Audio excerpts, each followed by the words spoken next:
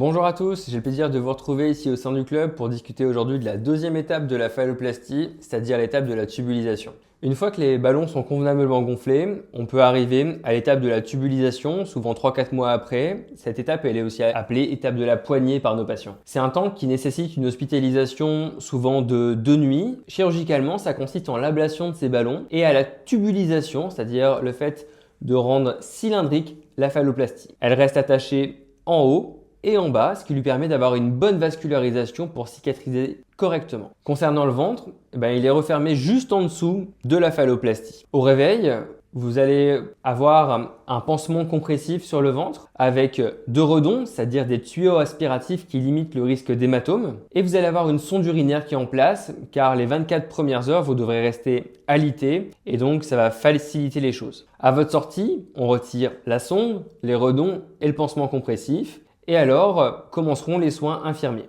À la maison, il faudra laver quotidiennement la plaie à l'aide de savon doux à pH neutre et d'eau claire. Il y aura quelques points réalisés avec des fils non résorbables qui seront à retirer par le ou l'infirmière. Une fois que tout ça est réalisé, il convient de laisser bien cicatriser. Certaines complications peuvent survenir, principalement au niveau du ventre, c'est ce qu'on appelle des désunions, des problèmes de cicatrisation. À ce moment-là, il n'y a pas lieu de retourner au bloc opératoire, il faut simplement réaliser des soins locaux et quotidiens afin que la peau puisse cicatriser progressivement et combler la zone qui s'est rouverte. Une fois que la cicatrisation est parfaitement obtenue, on peut envisager le troisième temps. Je vous retrouve bientôt pour une vidéo sur le sujet.